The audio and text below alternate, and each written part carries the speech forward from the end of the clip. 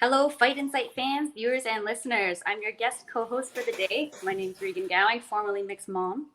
And with me, as always, is your host, Timmy B. Before we start, please take a moment to follow, subscribe, and to us on whatever platform you're hearing us on. And if you can, like the podcast, leave a 5-star review or a comment, and that helps get this podcast noticed by people that don't already know about it.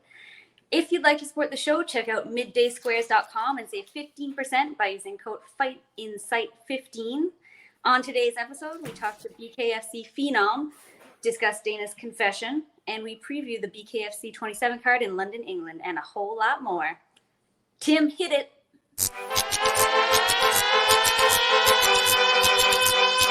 Yeah, it's Timmy B, Pretty D, Fight Insight. Yeah, that's right. All right, our guest today is one of the baddest women on the planet. She's one of the true and original homegrown faces of BKFC with notable wins over Beck Rawlings, Pearl Gonzalez, and Paige Van Zandt. Holding a master's of physical education, this mother and wife has seen ups and downs in her life, but is a testament to hard work, dedication, and positive belief in oneself. She next fights at BKFC 29 on Saturday, September 10th in Great Falls, Montana, in the first ever cross-promotional fight as she competes for the inaugural BKFC strawweight title against the current BKFC Thailand strawweight champion. Ladies and gentlemen, she's not a person, she's a feeling. Please welcome to the podcast, Britain Hart Beltran. Oh, hey guys. Oh my gosh, I was about to say, you beat me to it. The introduction gave me these strong feelings, and I was like, wow, it's amazing to hear someone think that and say that about, yourself.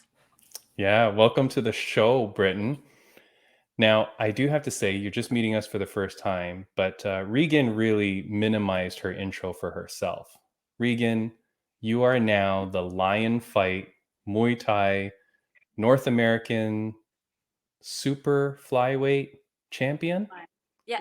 Whoa, see, look at that. Queens are taking over. There you go. And before we start, I know we just did it before, but I gotta see you've got someone there with you, Britain. I do. You can tell. She's sitting here saying, I want to be a star too. So this is our Frenchie Margot. Margot. So we always hashtag Margot with an X. No. But she kind of matches me. She is on a bad day. We have black eyes, but that's because we're real strong females. We can handle it. That's nice. Britton, thank you so much for joining the show. Normally have fan questions, and now I've been trying to pepper them in throughout the show. But I do want to play an audio message that I got, which is for you, of course. And so I just want you to listen to this. Okay. Let's pray this works. Hi, my fave girl. It's your fave girl. It's Hannah. First off, I just want to say thank you to Fight Insight Podcast for giving me the opportunity to say a message to my favorite person. So, Britton, I know I've said it a million times, but I'll say it again and again. I just want to say you're amazing and you're such an inspiration to so many people, including myself. Your passion, determination, drive, and hope makes us all believe we can do anything we put our minds to because you do it every time. Thank you for inspiring me, motivating me, and giving me reasons to stay happy. I can't thank you enough, but what I can do is keep repeating myself. Thank you for being you. Good luck on September 10th. I know you're going to do amazing like you always do, and I can't wait to watch you. I love you, Britton. Oh, that's How so nice sweet. is that? I love you, Hannah. I know you'll see this, and wow, it's never, it's one of those things you can never tell someone enough how much you love them, when you have that same impact, because it's real and genuine, and it never ever fades or gets unfamiliar to hear that. Again, it's just earth-shattering to me to know that someone would think that highly of me, and at the same time, it just goes to show that we can all make huge impacts in people's lives. So yeah, she's made an impact in mine for sure too. So that's so nice. No, she's super, super nice. We ask for fan questions and we always get tons, but then there's always those special fans that give that little added touch. So it's so nice. It looks like you were actually tearing up a little. So it's nice. Yes. I cry. Love it. It's funny because, and then, you know, of course I got a lot of messages which were just like heart, heart, heart, heart, heart, heart, you know, not your last name Hart, but like just like hearts and, you know, yeah, yeah.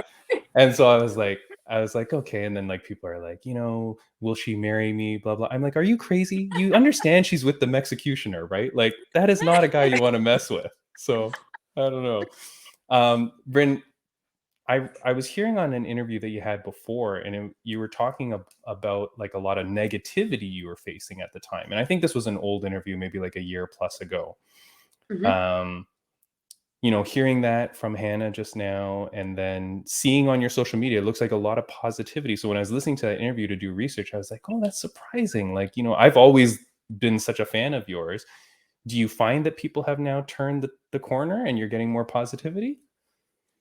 Yeah, absolutely.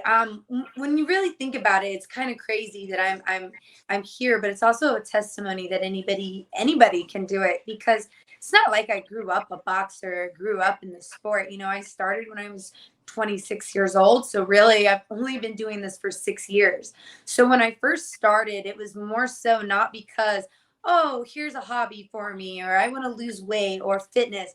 It was because my life was in utter turmoil and chaos. Like I literally needed to fight my way out of it. And it was just so bizarre that metaphorically and literally that's what happened for me. And I got that chance. And once I kind of put two and two together, you know, like you said, the introduction, a lot of the, you know, the distasteful comments came from the fact that I do have a master's degree. So a lot of people were like, very negative towards me, like, why would you go and fight when you have a degree and you could have these great jobs? And they don't really understand all the personal backstory, because again, you know, it goes back to like these old cliches. You know, if you have a problem, you know, 80% of the people hope you have them and 20% don't care, you know, or the other way around. And so it gets from like, you know, I feel like I grew up in an era too where it's like, you know, if you don't ask, don't tell kind of thing. And you hide your problems and you smile and don't let anyone know what's really going on. And you know, I grew up like that, and that was normal for me until I broke free and said, this isn't how I want to live my life. This isn't normal and this isn't okay. And fighting against that is really, really hard and challenging. But it's something that I truly saw to the end, to where now I can say, you know, even though it was literally walking through the coals of hell, I can say right now it was all worth it, because to see the people that I can impact and the people that I've inspired, to see really where I'm at now, from and even growing now. You know, last month I wasn't really this positive in the best condition. You know, like I said, I still have tendencies to smile and just suit up and say this is what I'm doing when I'm hurting inside. You know, but now you can see when it is positive and that light shining its full force, because I see the value in it. And you know how important it is to believe in yourself, to get over and to do anything that you want to do. No, that's awesome. Yeah, I mean, you've been vocal and honest about like your past and things like that that have led you to this, but it's incredible. And I mean, so there's so many people that take inspiration from what you're doing, and it's amazing you can get your story out there. But I was so mad when I was hearing like, oh, you're facing a lot of negativity. I'm like, what's wrong with people? You know, like I just Yeah. hate it, you know? Me too. And that's kind of where I'm at. Because, you know, a lot of people are like, don't worry about it. You know, the lions and sheep mentality, and just ignore them. But I still have this like unique, different thing about me that I can't let go. That's like, I'm willing to invest the energy and the tears over it, because I feel like I can change it. Because if nobody cares about it and everyone, you know, just says, oh, whatever, let people talk, then I just don't feel like anything will change. And it's upsetting to me that people can be so negative and be so mean and hateful and get no consequences for it. And so Yeah. every once in a while, when they get the consequences, I see them kind of wake up like, oh, wow, she said something back, or, oh, Britain called me out on this. Maybe I'll think twice, or they'll apologize. It doesn't always work out that way, but Yeah. sometimes it does. And so it kind of keeps me, you know, and it comes again with its ups and downs. Sometimes I handle it a lot worse, and then sometimes I handle it like the champ and, you know, like my husband and the great people around me that let me know that their opinions really don't matter. Yeah. They you know that guy on social media, Dale Brown, the guy that does all those self-defense videos, Commander Dale. You know Right. him? Okay, don't say anything bad about him if you don't like him. But we had him on our podcast. He's a great guy. And his social media is filled with negativity. And I always like try to stick up for our former guests and stuff like that, you know, or just in general. But Yeah. he just did a video that was showing he was saying, hey, if what you have to train your kids is that if someone's showing them a gun, like in a demonstration or something, always teach your child to never stand in front of the barrel, right? So even though it's a demonstration, teach your child to always move to the side, move to the side. People start responding in the comments, that's not going to work. That's baloney. That's bullcrap. That's never going to work. It's like, he's not teaching a self-defense move, you idiot. He's teaching like a child to just not be used to seeing the barrel of a gun, like always just stand away from it because accidental discharge and whatever, right? Right. And so I started going in the comments and I was like, he's not saying this is self-defense. He's saying this is just for common sense, you know, in a demonstration purpose. This isn't if the kid's getting held up. And then some people, they respond and go, oh, shoot, I didn't see that. Sorry about that. And I always feel better about that because I'm like, yeah, you shouldn't be spewing negativity, especially when you're not even Absolutely. correct. Yeah. And those people notice that. You know, I honestly say there's a handful, and Hannah being one of them, there's a handful of people I notice that are, you know, either friends, family, followers that have my back on that. And when I see that, it really does. I just want to take the time to say thank you to those people. It doesn't go unnoticed. I might not comment back because I'm trying to take the high road, but anytime I see someone stand up for me, it means the world to me. It really does. Yeah, that's awesome. Now, we're both in Canada. So, Regan, do you have a bunch of haters or is everybody just lovely because we're all Canadian? So polite. No, I'm just kidding. Is the healthcare. That's why when you have good healthcare, Yeah. everybody's happy. Everybody's so healthy. They have no time for negativity. So, Britton, you can always come up to Toronto area and hang out with us, and then you'll be free of it all. You've grown up in BKFC, right? You're a BKFC homegrown talent, as I said in the intro. How does that make you feel about being, you know, like you defended BKFC against those UFC incomers twice, right? And then now you're facing a thrice. Oh, Yeah. Beck. That's right, Beck. You got Beck, Pearl, and Paige. That's right. That's those are right. my three UFC. Nice. Defending it. And now you're taking on the BKFC Thailand, which I don't even know if people understand there is a BKFC Thailand and that's separate. Right. But now you're taking on that. How good does it feel to be like the face of the organization or one of like the main faces of the organization? Yeah, I think that when I first started, I was an OG. It was in the new era time. So I was actually on BKFC 2. And a lot of people were like, do it, Britton, because who knows, this thing won't probably last long, you know, get your name out there, blah, blah, blah. And it was me doing that for that reason, kind of funny enough. It was me doing that. I realized that, whoa, I'm onto something. And I didn't really realize how much of a pioneer and like historical impact I would be on the sport.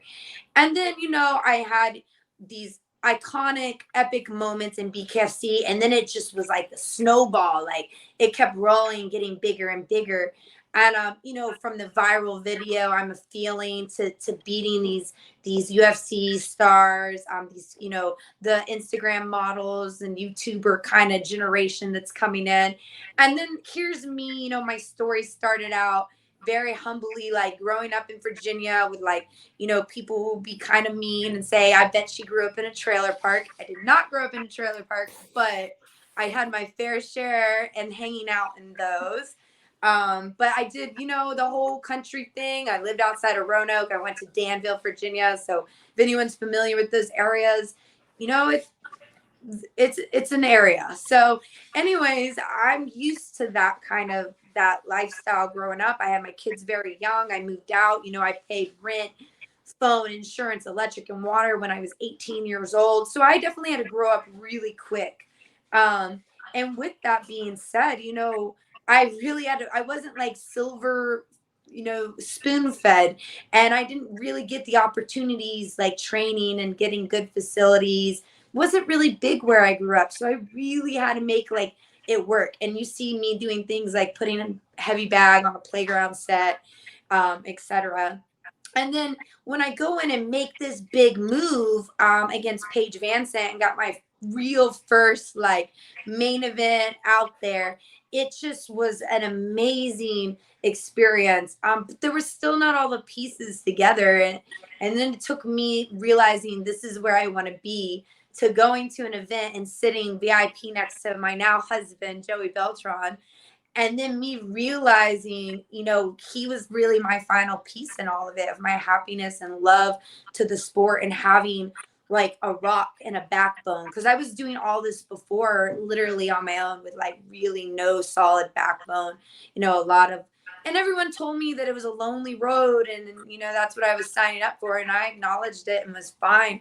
I even joked about it with them when we first got together. I was like, look, I'm okay with living a pathetic, lonely life, because this is what I want to do, and this is my goal, and this is my purpose. And he basically was like, no, I'm going to do it with you. And so now we have these epic wins against Ginny Savage, against Pearl, going in with the Beck, you know, and it feels really good. Now, going back to being the face of BKFC, I never really thought of myself like that, but I know that I had to have that, you know, and it was, you know, definitely a real genuine thing as far as me beating Paige and then being bumped down, you know, questionably, hypothetically not as paid as much of those girls are.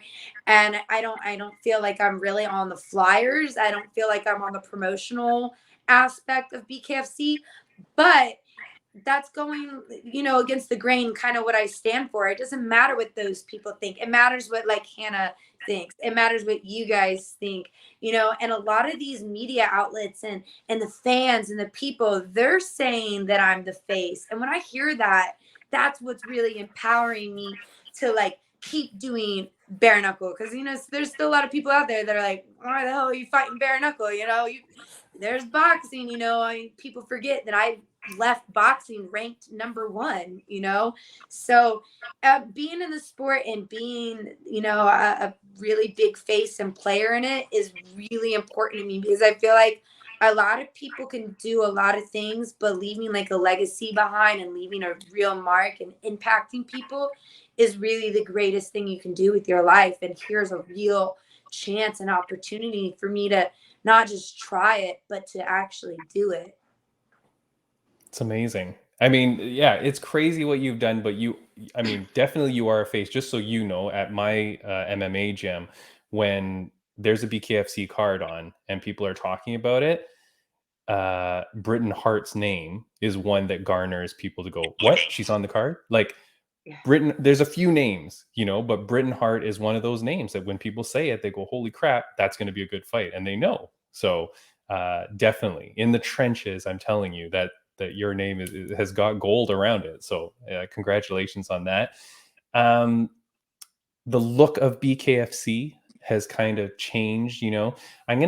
I feel like BKFC, I always say this on the podcast, it's the #2 organization right now. Like right behind UFC, I feel like BKFC is there. It's beaten out Bellator, ONE FC. Like those are all now below BKFC. It puts on a great show. But in terms of your relationship with the organization, I want to play this clip, and I just want you to take a listen to this, and I'll ask you something. Was it true that Sean Shelby scolded you for getting a neck tattoo? Yeah. Well, he when I get my first neck tattoo, I got this huge gorilla. And Sean Shelby was like, "You're a fucking idiot. That's not cool." He honestly, I think he was just looking up to me, like kind of like protecting me, like, hey, don't do dumb shit at this point. So that's Cheeto Vera talking like way early on in his career. You know, he gets in, the organization is trying to like, you know, kind of like help him out, you know. On the reverse, is BKFC telling you to get neck tattoos, Britton? Like, are they telling you to just keep going? Because I see the other girls and the tattoos are slowly creeping up. Right. So, no, it's kind of funny, but it is actually true. I didn't put it together. So they didn't ask me to get neck tattoos, and I probably wouldn't do that, but they did. And I don't want to say like BKFC directly, but let's just say like through a birdie that BKFC told the bird to tell me that for the Paige fight to dye my hair blonde. And I was like, because I had my hair brown. But, you know, in my defense, I do change my hair color all the time. So I didn't really look at it as a, you know, I didn't really look at it as a negative or took some type of way about it. But I was asked to dye my hair blonde for the cage fight. So super funny. And I did it. You know, I did. I went and dyed my hair blonde. For that fight, and it's back blonde, so like I like to change it, but specifically was asked to do that. Oh, that's so funny. I don't. Yeah. I mean, I asked Regan to get a tear tattoo, but she wouldn't do it for the podcast, so I don't hold that kind of weight. I might Don't do it. Are you gonna do the neck tattoo? Yeah, for sure. So I did want to ask, in your training, and I do have to ask it, actually, this was a fan question. I was going to ask you a little bit about training, but I know we're going a little bit long on time. There's an argument that I have with a buddy of mine. Do you value running and jogging as a major part in preparing for a fight? Good question. Yes, absolutely. I feel like old school, like boxing, mind is spar and run, spar and run. And it's kind of funny because you don't really see me lift a lot of weights. You know, I don't bench press. I used to, but I had someone say, hey, do you bench press 120 pounds while you're in the boxing ring? I was like, well, I don't actually. So they're like, why work on your bench press and try to master a bench press when you need, like, boxing and fighting is about cardio and things flying at your face, so sparring. So anyways, no, I think running, I can tell a huge difference if I'm not running and if I am running, and it really is the golden ticket to it, as far as being in shape, being just everything, like, you know, your lungs, your heart, but it's like overall your arms are moving. I mean, I don't know if anyone's ever had experience running like 5K races, but if you really push yourself, you'll find out your triceps hurt after. You're like, why the hell do my triceps hurt? I wasn't on them, but you know, when you're moving your arms and swinging, really trying to get that good pace and that good time, your whole body is working. So I just think running, if you can do it, I mean, just start in baby steps, do 1 mile for a week, and then the next week do 2 miles, until you get to, like, you know, whatever healthy goal. I don't think it's really necessary to run over 3 or 4 miles, but if marathons is in your future and your goals, then I guess, you know, you got to work up to 26. All right. Well, thank you, because I have an argument with a buddy of mine at the gym all the time. He says you should not run. And I'm like, no, I'm pretty sure running is important. So, all right. That guy doesn't know what he's talking about. Bryn, I don't want to keep you too long. I did want to show you from our friends over at MMA Social Squad, and I'll send this to you so you have a copy, but I'm going to put it in our story soon. Boom. Ooh, that looks so good. Nice. I love the skull in the middle. Yes. Do you know what that skull is? With the wings on it. Yeah. I can take some guesses, but I don't want to sound silly, so I'm not going to say it. Take your first silly guess. I'll give you one silly guess. No. I don't know. I'm thinking like Hell's Angels. I'm thinking okay. Bret Hart. It is. It's the Bret Hart symbol. Okay. Yeah, Okay. it's the Bret Hart symbol. I'm getting all like red right now. I'm like, I know it's one of those I can't remember. All right. No, it's the Bret Hart symbol. Boom. Yeah. And There we go. you are not related to Bret Hart or any No, of the Harts? I'm not. And you know what? It's so funny because everybody says, maybe we'll have to do like a poll on it or something, because I am open to it. But everyone says if I walk out to Bret Hart's walkout theme song, that the whole place will go nuts and love it and blah, blah, blah. But I've listened to it so many times. I'm like, I just don't know if I can walk out to that. I just, you know, I don't feel the empowerment that it gave to him. So I don't know. But I mean, if it amp up all the fans and it would make everybody's day, I guess I would do it. But I think that would make the crowd go bananas, because yeah, I you mean, think so? I think so, man. That's very legendary. That's the song I used for our promo video of you. And I was getting lots of messages going, damn, that's the song. That's the song. So I don't know. And you got to get those like weird pink sunglasses and stuff. That's funny. I know it would make a couple people's day. My shout out to Chris J, who is my Contenders clothing hookup guy, and over in Ventura, he's also made a huge difference in my life for sure. But he's always been wanting me to do it, saying, "Oh, just imagine what the fans would do." So Shoot, I might. It would be crazy because there's a UFC fighter, Jessica Rose Clark. She just came out to Shawn Michaels' theme song in her last fight. So, and I know the crowd was going crazy. Daniel Cormier, he was commenting. He was like standing up, dancing and stuff because it was so good. For your fight, I always tell people, go buy the goddamn BKFC app. It is so cheap. And for this weekend alone, I mean, you've got the big card coming up. And then I just want to put this up. This was from your Instagram. Yeah. So to give you a shout out here, go to Absolutely. referral. And if you see that, if you do it now, you'll get 1 month free. So that means you're going to get the London card. You're going to get my fight. You're going to get the New Mexico fight. You're going to get the Thailand fight with the debut of Bukau. So that's going to be really awesome. Everybody's excited about that. So really for the value for $4.99, you don't think about it. When you just said BKFC is like the second best combat sports, UFC fights are like $50 for one fight. So this is a hell of a deal. Yeah, and you get the whole card. This is you're not paying $4.99 just for the events. You get the whole card, the back catalog, everything is a good deal. And then again, because this podcast is also audio only, it's referral.barenakle.tv/Britain. And that's how you get that thing. So support BKFC, support Britain, Beltran. Is there anything that you'd want to say before we let you go? I think that I'm super excited about this fight. It's definitely a new challenge for me, going down to 115. This is the first time for that belt for that, as far as in BKFC in the USA, and facing another champ from Thailand. I'm really excited. So I hope you guys know that I'm pouring everything into it. I feel like this camp, something hit me a little different from, the power of my husband and coaches and team behind me. I'm under new management with Slaughterhouse, and they're really making an improvement, like big time in my game plan.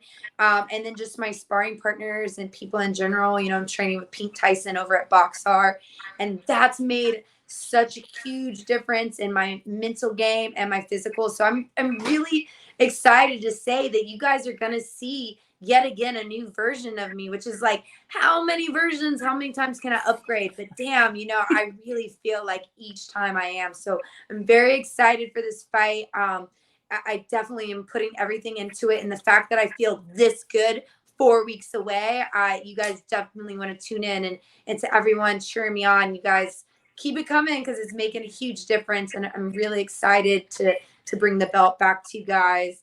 And huge shout out to NapFit San Diego, Ray Neff and DM Building. They have been in my corner the last 3 fights, so that can't go unnoticed. And I mean, the fact that I'm in Miami now living my dream, it's only because of them and financially backing me. So thank you so much. And you guys for making me feel like $1 million. I mean, it really, really makes a difference in my lifestyle. So I appreciate you guys.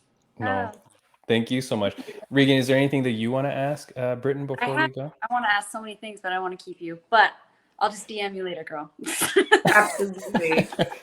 Britain, one thing from me.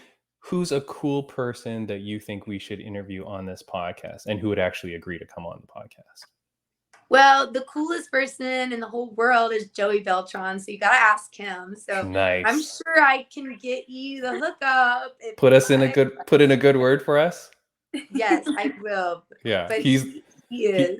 He's the man, and I'm so happy for you. I'm happy for your successes. I'm happy for this next fight of yours. It's going to be incredible. I'm happy for your marriage. It's wonderful. The story behind that is great. This was such a great talk. Time flew by. I have like 1,000 more questions I thought I would ask you, but meeting you has been a dream. Thank you so much for coming on. Best of luck in your fight, and we will cheer you on forever. Oh, absolutely. Thank you, guys. And all right, we can always do part 2, part 3. We will for sure. All right, take care. Thank you so much, Awesome. Britain. Have a good one. Thank you, guys. Bye.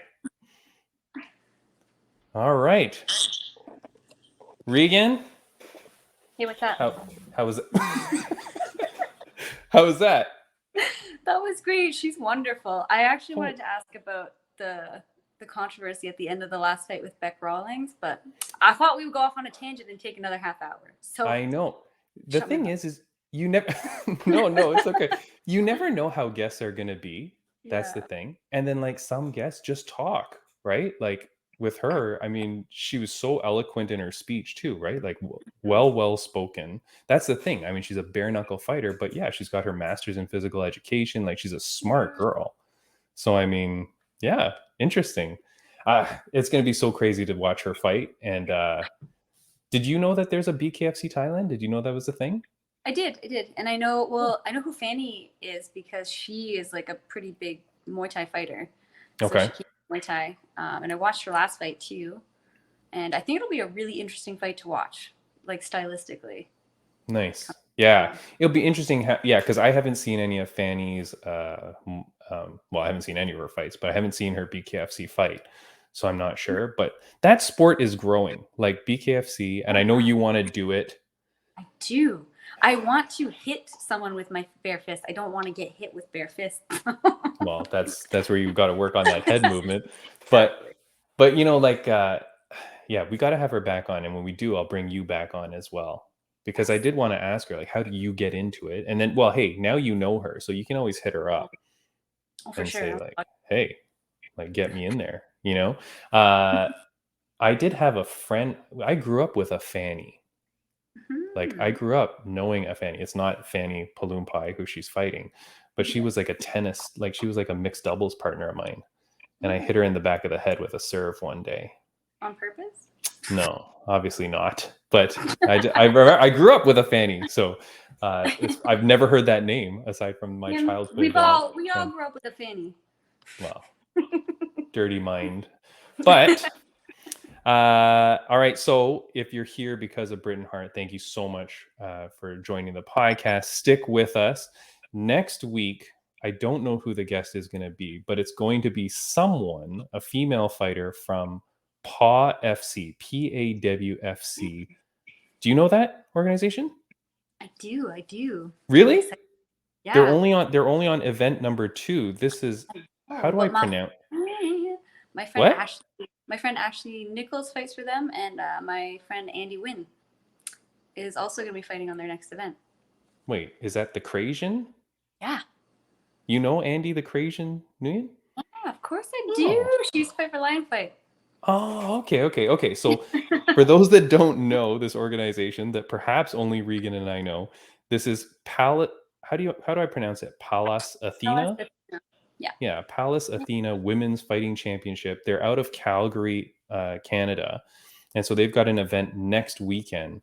And so there's 2 girls that I'm speaking to, and one of them for sure will be on the podcast. Maybe both. I don't know how this works out, but going to interview them. It's like it's kind of like Invicta, right? Like it's an all women's league. All women, and they have very, very like top level MMA fighters. Like they're fantastic. Yeah. The one girl that I'm speaking to is Lexi Rook, and she is very highly touted. She's out of England. And the other one is Lily Ferreira. She's from Brazil. So one of those two will be on the podcast next week. And then in terms of friends of the podcast update, so the first thing would be the Paige Van Zandt fight. An hour before this podcast started, it got canceled. So our friend Charissa Segal is not fighting next weekend, but Connor Tierney, our boy from England, the Brumtown Bomber, he's fighting this weekend at London, England. This is his title contender fight. He wins this fight, he gets his title shot. Yes, amazing. That guy, you know that the organization wants that guy to win. Like he's got the attitude, he's got the look, he's got everything. So they want that guy to win. The other thing I'll say, this is a friend of the podcast, Miranda Fear the Maverick. She fights at UFC this weekend. She's good close friends with both Lauren Murphy and Katharina Leaner that we've had on the podcast, and they're all like a trio of training partners. So she fights this weekend. So good luck to Miranda. All right, some topics, Regan, we should get to. I know you want to get to this topic because I do too. Which is? What Dana was talking smack about fighter pay. And your attitude seems to suggest that you are definitely going to go one way on this. I'll put up a photo of Dana. There's Dana counting his money. Or Scrooge McDuck. Yeah. All right. So the Dana comment. fave Oops, girl. hold on, that's not right. The Dana comment. This was in GQ magazine. I'm just going to read. I mean, go look it up. Dana White GQ magazine, but you'll see this. He says, listen, there aren't too many things you could talk shit about the UFC about. If you look at what we've done with the business in the last 22 years, it's incredible, never been done. The things that we've done in the fight business, you always have to bitch about something. Fighters want to make more money. Boxing has absolutely been destroyed because of money and all the things that go on. It's never going to happen while I'm here. Believe me, these guys get paid what they're supposed to get paid. They eat what they kill. They get a percentage of pay-per-view buys, and money is spread out amongst all the fighters. If you don't like it, there's a simple solution. Go start your own MMA organization. No barrier to entry. Knock yourself out. Pay them whatever you want. It's been done before. How has it worked out for those guys? Not well. I appreciate, before I get through it to you, I appreciate that at least Dana says it. At least he says, screw it, I'm not changing anything. This is how it is, and this is his thought. Now, I am not a fighter. Regan, you are a fighter. You know the fighters. Your thoughts on that? I have a few thoughts. And I'm not, I presented myself like I was very one-sided on this, but I don't think I am. So I have a few concerns with, because this has been brought up for years and years and years, fighter pay. Yeah. I don't like the dismissive attitude he has when he's asked the question, because he's never actually addressed it in a way that would be conducive to people understanding why he takes that position. It's really dismissive.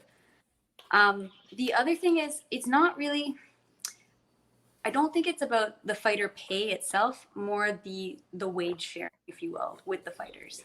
Okay. I was reading an article in Forbes before, because I knew we were going to be talking about this, about that specifically. Yeah, I know. I prepared. Usually, studious, very studious co-host. I read one article. Okay, good enough. So, yeah, it's more about the piece of the pie that the fighters are getting, because it hasn't changed since the start of the UFC.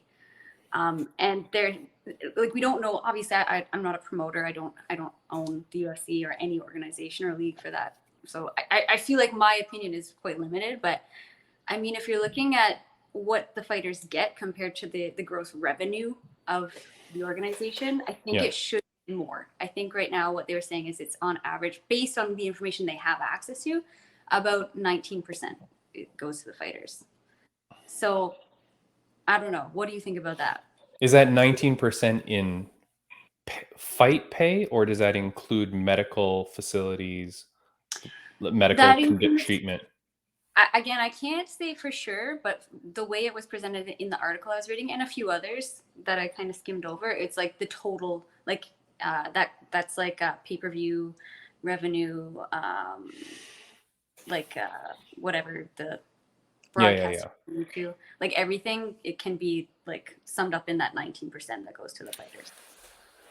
No, I know. Yeah. I mean, here's the thing that I say is that they pay for the performance institutes around the world, which are multi-million dollar facilities, all the food and the nutrition stuff that the fighters get as being a part of the UFC, right? Like you go there, like we've had on plenty of UFC people, and they they tell us all the food that they get, like for fight week, all their food is done. It all comes out, their flight, the hotels, the accommodation. I mean, I guess those aren't all huge things, but those are all things in addition to the actual pay.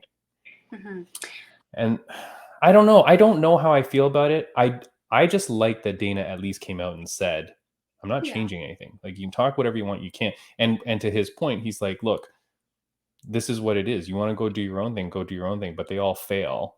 So it means that obviously there's something wrong. And then we had Chase Sherman on from UFC a few podcasts ago. And he said, look, you don't go into this for the money. You go into this for the glory and for the whatever. You're not going into it for the money. I guess, like, if you're a young guy and you're a athlete and you're like a high level athlete, you should be thinking like, okay, do I want to go become a UFC fighter, or do I want to go play hockey? I know hockey, there's way more money. Even if I'm not one of the best, I'm going to make tons of money. And so if you're a fighter that has gone into the UFC and then complains about not getting paid, I'm like, but wait a second, but you knew that going into it, right? Like, that's kind of my slight thing, is like, well, you know that there's not a lot of money in this. Yeah, I do sympathize with that, because I totally agree with that. However, back to my previous statement. I'm kidding. Yeah. Circle No. back. Mm-hmm. Like if you're looking at different, because they did compare their analysis to like comparing to different leagues, and I forget exactly what those leagues were. Yeah. But just looking at the wage sharing, I think the other leagues were 45 to 50% of wages going to the fighters. Yeah. And if you look at the NBA, I think that they're on par with that as well. But then, and that's- okay, but does it matter though that a UFC athlete fights maybe 3 times a year, whereas a basketball player plays 40 times? I don't know if it matters the amount of time, but like if you look at the event, like how much gross revenue did the event bring in, or net Yeah, revenue? You know what I mean? but So if yeah, I if don't a know. fighter, It's so tough. that's the thing. That's why I'm like I'm neither near here nor there, and I don't even know. I can estimate what the other expenses are, but I don't know them all. Yeah. I would like to think that the fighters are getting paid more than anyone else involved, other than obviously the like CEO, because I mean they're the product that you're selling. I think you need to really invest in what you're selling. I think that's fair. They're putting their bodies on the line, like Yeah. the risk of injury and concussion, and just like what you put your body through in a training camp is worth that share to me. Like that's Yeah, it's crazy. I don't know. I don't know how they solve it, because I mean, I don't know. I mean, look, I'm trying to get this podcast on Fight Pass. So Dana White is a wonderful man, okay, and he can do no wrong. I will say that Dana White is a face, though. He's actually selling himself, though, a lot of time. Like, Dana White is as much of a sales product of the UFC. Like, without him, it wouldn't be anywhere. Yeah, so for sure. I don't know. You know, And again, I don't know. What I would like to see from Dana, I'm okay with it. If you want to, like, if that's your statement, I think it would be fair to back it up with something. like what Something that we can all numbers? understand. Yeah, like this is what they're paid. This is why it makes sense. And just because we're gonna get constant complaints about this, all like if we have been for years. So I want rather than just say shut up, yeah. just give something. But I guess no matter what he gives, people are going to complain. I don't know. I think because I think in my head, I think he's going to say, hey, look, the Performance Institute costs us millions and millions and millions of dollars a year to run. Yeah. You know what I mean? And here's another thing. Nobody buys UFC paraphernalia. Like, go to your gym and ask people, hey, tomorrow, let's all come with all the UFC clothing we've bought. You'll get like one dork like me that will have a UFC shirt that I actually purchased. No one buys anything. So like, they're really, I don't know what the revenue is. And then go ask people, how many people bought a pay-per-view last year, legitimately bought one? Again, there's Timmy B, right, waving my hand saying, yeah, I bought one. But no one buys these things. They all stream them. So I don't know what the revenue, like, it's tough, man. I don't know. Speaking about money, there's this guy. There's a hurricane coming to to PFL, and I'm talking about Hurricane Shane Burgos. Oh, snap, son. Do you know about this? I don't. Tell me about it. So Shane Burgos is a UFC fighter, very exciting fighter. I think he's 5-2 in his last 7. He's on a 2-fight win streak. He just beat Canadian Charles Jourdain. Boo. So he runs out his contract, says he's going to test the waters, and now he's signed with PFL. Do you know what PFL is? Yes. Tell me though. Okay, that means you don't really know, and that's okay. Tell the fans, listeners. It's one, it's one of the leagues that is up and coming. It's the one that has that $1 million tournament thing every year. It's where Rory McDonald is, Showtime Pettis, Kayla Harrison is the big name. They just keep giving her cans to beat up so she can get $1 million every year. So Shane Burgos goes to the PFL. Okay. He's at the height of his career, man. Is that a good move to go to this B-level league? No offense. But to leave the UFC, I hope not burning bridges, But to leave the UFC and go to a lower thing because he says, well, my pay is way higher.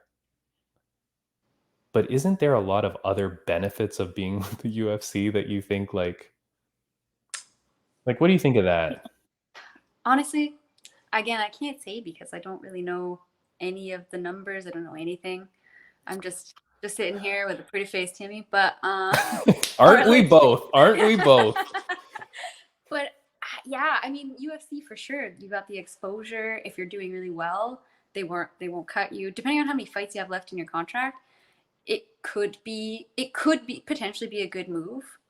Let's say your contract's running out and you're not winning, to go to another organization that'll pay you more and give you a better contract. They won't cut you if you lose, and they'll give you more fights.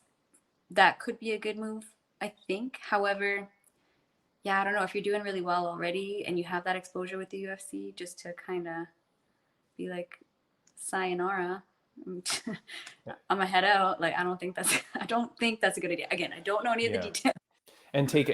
Because he's going for the higher per fight paycheck. Mm-hmm. But then how much more does it have to be? Because I'm telling you, there's no way sponsors are going to pay you as much during your training camp sessions, like during your off fight season. There's no way sponsors will pay you as much when you're a PFL athlete versus a UFC athlete. He was I was right. 5-2 in his last 7 on a 2-fight win streak, and his 2 losses to Edson Barboza and Josh Emmett were both fight of the nights. So even in his losses, he made the 50G bonus both times there. Mm-hmm. I don't know, man. I feel like this is a bad move. I'm with you. I feel like it is too. Again, I don't have the details and the information to make that judgment, but on face value, I don't know. I'm not with you. Yeah, it doesn't matter. I mean, look, Shane Burgos, amazing. If you're a hardcore UFC fan, you know who the guy is. But if you're a casual, it's not like PFL is going to go, hey, we've got Shane Burgos, and a whole bunch of people are going to come running. And if he loses in PFL, then that's bad. Game over, man. You're not getting back to UFC. You'd be a lot smarter to run your UFC career out, wait until you start going on a losing streak and they cut you, and then go sign with PFL for the same money, probably. Probably more at that point. Because you'll have been in there longer. So I don't know. That's a weird one. Can I ask you, you have sponsors and stuff, and so I don't need to know I don't need your exact accounting books, but well, I have them right. Oh, thank you. Has it ever been hard for you to collect on sponsorship? No, my sponsors are amazing, and they're because Canadian. That's why. Canada. Yeah. But have you heard that? How sponsors will shaft some people and not pay them?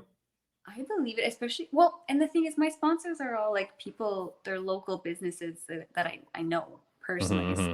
So they're excited to hop on board and help out any way they can. With bigger companies, if you're a big name, as I am not, I could see that being a real risk, just not getting paid. I've heard that. I've heard that there's companies that would shaft different athletes and stuff like that, with the sponsorship money and stuff. And that's why with the UFC, I know that people get mad because they're like, oh, you've got that Venom deal. And so now we can't find our own sponsors that would pay us so much money. That's fine if you're the big guy. Oh yeah, the big guys headlining. They probably, sure, you probably lose some money in the deal. But guess what? Johnny Nobody, who's on the prelims, was probably going to struggle to find someone to pay him anyway. So if that Venom sponsorship guarantees him his $2,000 or whatever, I don't know. That's tough. But Shane Burgos, all the best to that guy. But I swear to God, that's the bad move.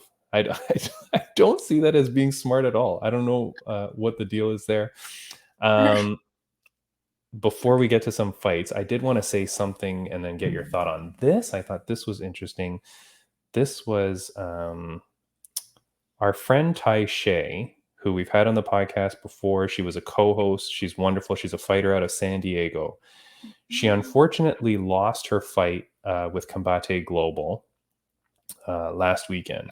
But then she posted something, and I thought I would share it. I mean, this was on her Instagram, so it's public. So I'm not, telling secrets out of school or whatever that term is. I want to share this with you that she wrote.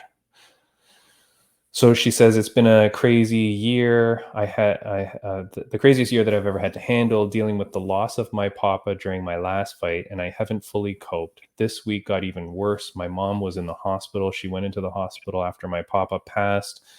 She had surgery. She was infection. When I arrived to Miami this week, this is like before the fight, I got the news that my mom had a heart attack and went into a coma. The family decided that we'll be pulling the plug this morning at 4 a.m. I don't even know what to say or how to feel, especially since I lost my fight as well. I'm a hot mess. I feel gutted, confused, and lost. There's so much to soak in, etc., etc. We wish Taishe all the best and the love to her and her family. I reached out right away to send her some love. But Regan, how tough is that, man? Like, how tough is that? Like, as a fighter, you're going out there, you're a young athlete trying to make a name for yourself, and then the week of your fight, you get this kind of news. Dude, I'm like tearing up just when you were reading that. I was like, geez, that poor girl. And I tried to cut, and I cut stuff out of that because it was, it's really tough. That's a lot. That's because like, and even just any of those things happening aside from fight camp, like, there's so much emotion and stress in your fight camp, and then if you lose the fight, oh my god! Like, last time I lost my before this 2020, I lost my fight, and I was like severely depressed for with none of that stuff happening. Right. So I can only I can't even. I feel for her. That's a lot to be going through. Yeah. What do you and you don't cancel out of the fight? I mean, you're that far in, and you're like, okay, I got to pull through. I mean, obviously, if you win, there's that massive redemption. But I mean, it depends. I don't know. I can't say because I'm not. I would. Yeah. But I don't know. I don't know. That's too tough. Next question. I know, it's just sad, and it's so sad. And then you just realize, and then a lot of people probably watch her fight, or the record books won't show that on the loss. You know what I mean? But geez Louise, you're dealing with all that, and for people that were following her and maybe didn't catch that story, because that story, 24 hours and that thing is gone, and then now people don't know. And I just thought I wanted to share that and wish her all the best, because it's so sad, so. Sure, but if she does continue, and that shows a heck of an amount of resiliency to be able to focus through and just get to the fight, Oh yeah, no, and she will continue. She's a warrior, she's a badass. She will continue, and that won't deter her, and she'll move on. But all the best to her. So I did want to put that out there into the universe, that she has good vibes. All right, well, let's talk just quickly about some of the fights that are coming up last weekend. Oh, here's one thing that I will say about my best friend Dana White. This is where a little bit of a negative. Last weekend, did you watch the Onama Landwehr fight? It was the co-main. Okay. It is the greatest fight in UFC history. I'm talking the greatest fight of all time. I've never seen a fight like that in my life. It was these two guys. I mean, they were the co-main, and I don't think anybody could have told you who they were before the fight. You know what I mean? They were two guys that were good, and when I saw them, I'm like, oh yeah, okay, I know these guys. But when I read their name, before, I was like, okay, I don't know who these are. David Onama fights out of Glory MMA with our previous guest, Alexa Culp. He doesn't even have a Wikipedia page. That's how, this guy. Nate versus Nate Landwehr. It was the greatest fight in UFC history. Regan, I'm telling you, at the end of that fight, here's where Dana White screwed up. He should have gone into the cage and gone on the mic and awarded them both $100,000 on the spot. That fight was so crazy, and I thought for sure this is going to happen. I'm like, Dana's going to come out like as if it's the Ultimate Fighter finale. He's going to come out and give these guys money or do something. It was insane, that fight, and he did not. So god damn it, he should have done that. Anyways, if you haven't seen that fight, or to anybody listening or watching this podcast, go watch that goddamn fight. It's on the Marlon Chito Vera, Dominic Cruz card. Landwehr versus Onama, best fight of all time. No way is there a better fight ever. Crazy. I'm doodling it now. Yeah. Okay. Well, just give us 10 more minutes of your time, Regan. I'm sorry. Okay. All right. This week, yeah. This weekend, you've got two big cards to decide between on the 20th, because you've got UFC 278, which is Usman versus Edwards 2, and then you've got BKFC 27, which is the London card. So you have to decide which you're going to watch. Regan, which card are you going to watch? Well, geez, Louise, I'm gonna watch BKFC for sure. Yeah? Yeah. Really? Yeah, Maybe. I would too. This card, even without the Paige Van Zandt fight, I Yeah. feel like this is still the card. The Mike Perry versus MVP, that fight, insanity. And then you've got, well, now forget the Paige fight, but you've got the Connor Tierney versus Joe Elmore. Yes. So that's a great card. And obviously I'm picking Connor Tierney. You are too? Of course. And then between Mike Platinum Perry and MVP, do you know either of these two guys? I do not actually. Really? I know. I gotta get. That's why I'm watching BKFC. I gotta get up on the BKFC fighters. All right. I Mike know all the Perry. ladies, but sorry. Yeah. Okay. Yeah. Mike Perry is one of the most insane people on the planet. He's crazy, and he's a former UFC guy. And then he's fighting MVP Michael Venom Page. He's a Bellator fighter. He normally fights guys that have never fought before in their lives, and then he does like crazy tornado kicks and knocks out these idiots. But he's fighting a real fighter now. I don't know how he's allowed to go to BKFC. Well, I think he's still with Bellator. But anyways, he's fighting Mike Perry. That's going to be a crazy, crazy fight. I think Platinum Perry gets it done. Please God, because he's essentially defending BKFC against Bellator on that. You know what I mean? Like, Yeah. it's kind of like he's the BKFC guy now. Anyway, so that's going to be a crazy fight. Okay, so then we go to UFC. And are there any fights on this card that you care about? This is a pay-per-view, by the way. And I swear to God, I don't even know that this card has a lot of fights that I care too much about. Is there any fights that you care about? You know what? One sec. Yeah. I want. There was a female fight on the card that I wanted to watch. Yes. I'm just trying to remember who it was. There's Miranda Maverick versus Shayna Young, or there's Wu Yanan versus Lucy Pudilova. Yes, but the first one, Miranda Maverick, I wanted to watch that fight. Okay. Again, this shows you how heavily invested I am that I had to Google who was on the card to know that. But I'm Googling it right now. This is. I mean, it's hard to say, because when we think that there's like weak cards and we're like, there's nobody here, it turns out to be like the best card in the world. You know what I mean? All right. Well, there's a bunch of fights on here. Jose Aldo versus Merab Dvalishvili. Okay, here's an interesting thing. If this Merab guy wins, he could potentially be up for a title shot, but it's his teammate, Aljamain Sterling, that has the belt for that division. Would you ever fight your teammate, Regan? You know what? For the UFC, like for a big organization, yes, I would. Really? Oh yeah, it'd be a good fight. There's no animosity. It's just, if I want to be the best in the world, you got to fight the best in the world. And if that happens to be a teammate, then for sure, let's do it. Damn. Cold-hearted, Regan. Cold-hearted. It's not a negative. It's not like I want to beat the shit out of my team. Sorry, I know you always edit out my swears, but No, I but yeah, like I want to train with the best people too. So ideally, you're training with the best people, and then you're putting on a show and showing everyone how great you both are. It's not really me against them. It's like me against me, showing everyone like, look, I'm great. All right. Well, hey, you're the champ. I guess you know how to say it. Paulo Costa versus Luke Rockhold. I can't believe this is a co-main event. I mean, Yeah. but who do you want? Do you want Demi Lovato's ex-boyfriend, or do you want the guy that has lost 3 of his last 4 and barely ever makes weight? But he looks. Next fight? All right. I mean, just for an official pick, I'm gonna say Paulo Costa. Yeah. I swear to God, Luke Rockhold. There's no way. This guy. He's won 1 of his last 4, and he gets knocked out every time he loses.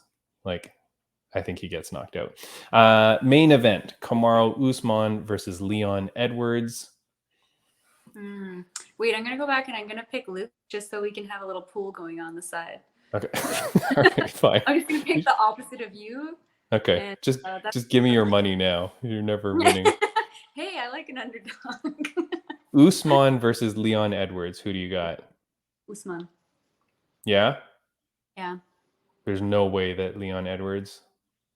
Oh no, him? he for sure has a chance to beat him. That's just who I'm putting my money on. Yeah. I think Virtually. Usman's going to be like such a heavy favorite on this. Oh yeah. I don't. There's no way he loses. I don't think so. If he loses, it's the apocalypse. Because Really? There's always a way. I know, but I'm just saying, like the world will go crazy if Usman loses to Edwards. I don't think anyone expects Edwards to win this. So that's gonna be a tough one. All right, that's the fight picks. Let's see. Aside from that, Regan, thank you so much for joining us as a co-host. I know I've been begging you to come on like multiple times, and you're always so busy living the champ life.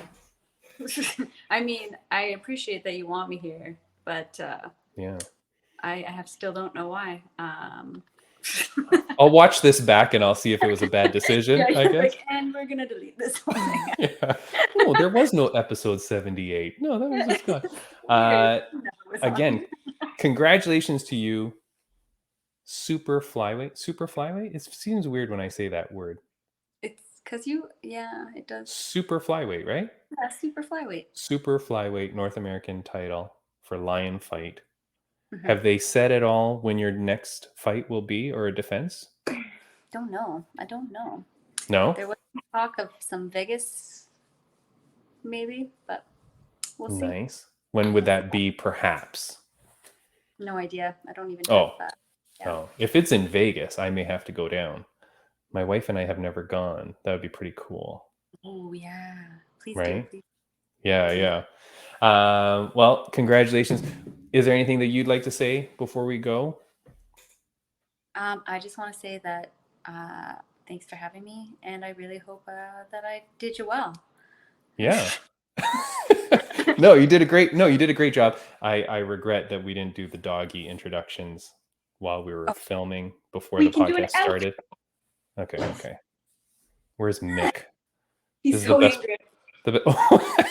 He was having a snooze. He is not happy to be on the podcast, as always. He never is. How you doing, Mick? All right. But you're back to training. Then you went to the Worlds. You did well there. You got silver medal at the World Games. I did. Yeah, that's pretty amazing. And you're training. You're healthy. You feel good. I feel as good as I ever will. Just can't talk.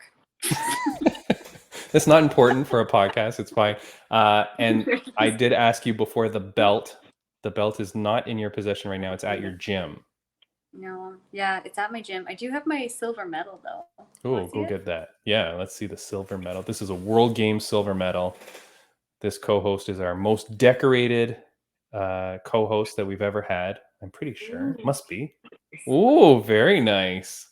Shiny. It's shiny. How come that one doesn't stay at the gym? This one is my jewel. And it's silver, so it goes with everything. It's nice. What does the band say? Let's see the band. The band is pretty cool too. It's just the World Games 2022. I'm trying to get this. Nice. Very cool. Very, very nice. Well, Regan, this was a lovely podcast. If we do have Britain Hart back, I will definitely bring you back because there were so many questions I wanted to get to, as I said. Me but darn too. it. Time just flies. I just wanted her to keep talking. I'm like, yes, girl, you are inspirational. Yeah. Lots of people wrote in about how inspirational she is to them and stuff like that. I mean, I played that video thing for her because I thought that was nice. And you were tearing up a bit too, almost. First 5 minutes, I'm like, oh my god. Yeah, no, it was good. All right, Regan, all the best to you. Thank you so much for coming on. I appreciate this. Will you do this again for me? For sure. All right.